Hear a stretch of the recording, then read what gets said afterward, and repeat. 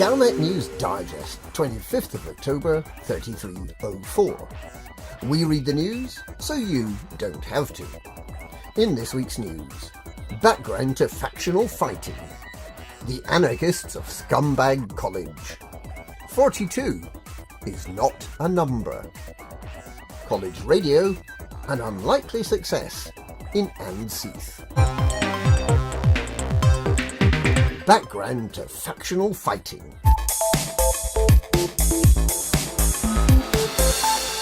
Solicitors to the Pilots Federation, Adam and Will, revealed further plans for the galaxy this evening. Speaking from a secret location somewhere in Galactic Region 18, they explained that supporting a faction is about to get a whole lot more complicated. First of all, a faction can now be in a variety of different states, all at once. In addition to conflicts, expansion, retreat and outbreak, the faction economy and security will in future be tracked in detail. The economic state goes from famine and bust at the not-so-good end, to boom and investment when things are going well.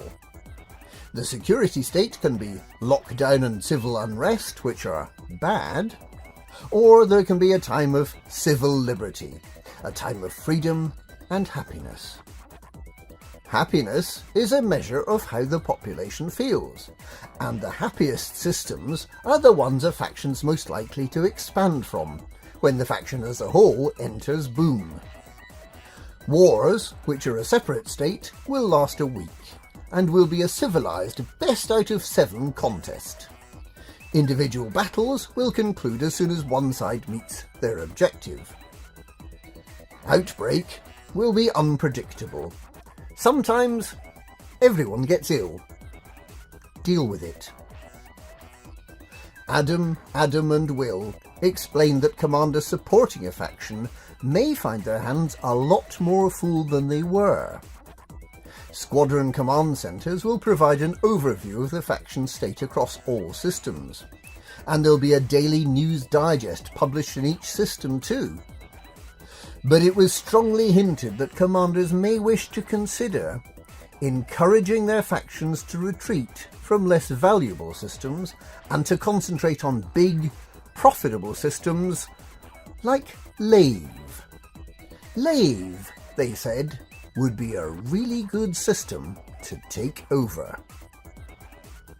And in preparation for the inevitable takeover of the entire galaxy, including Lave, by Yuri Grom, the Kovas will soon be available in Russian.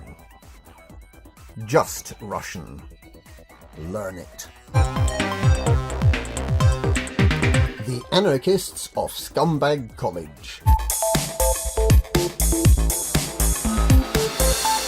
The anarcho-syndicalist collective, known simply as The Collective, has been featured in an article in the Federal Times. This group, which has no leader or spokesperson other than a sociology student called Rick, specialises in what in the 21st century was referred to as hacktivism, promoting political and social change through the subversive use of computer networks, including promoting their chosen powerplay faction using bots.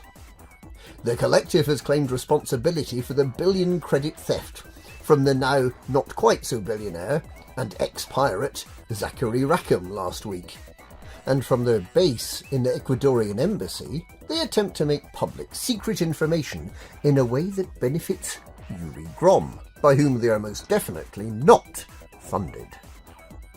The Federal Times article warns that we're likely to hear a lot more about The Collective in the coming weeks. 42 is not a number. Explorers have been campaigning for the proper naming of galactic regions, after the Pilots Federation announced plans to block the galaxy into 42 regions, known by the imaginative names of 1 to 42. There are, say the explorers, perfectly good, well-established names that could be used for these 42 regions, such as the Orion Spur, the Formidine Rift, and the abyssal plain. So why not use them? To allow choice, why not allow individual commanders to select between names and numbers? This proposal has surprisingly met with some opposition from those who feel that numbers are more logical, and less surprisingly, from programmers, who'd been intending to fit this part of the galactic postcode into 6 bits. The explorers get a bit ranty in their proposal, suggesting that calling one of the galactic regions the Lost City of Zar would be better than calling it Region 40. But surely it would be even better if one of the regions, chosen by the Pilots Federation, was called Raxxla is Here. College Radio, an unlikely success in Andceeth. Enthusiastic amateur broadcasters from the University of Denver Station have unexpectedly come top of the ratings in the specialist category of topical news shows broadcast the week after they were recorded. The Guard Frequency radio show is broadcast from the basement of the science block and draws its members from fans of the forthcoming historical fantasy space combat game Stellar Citizen. The show is a mix of fantasy news from the presenter's favourite potential game, and, in a segment called Galactic Public Radio, from the real galaxy. The show, which bears the earnest subtitle The Best Damn Space Sim Podcast Ever, features a scary clown, a regular legal advice spot, and the prophetic hashtag Tony was right. It's presented, amongst others, by students Commander Kinetic Impulsor, Commander Jeff McLeod, and Commander Kin Shadow, and is funded by the sale of t-shirts. The students of Denver Station can be reached at guardfrequency.com. And that's this week's Galnet News. Galnet News, we read the news so you don't have to.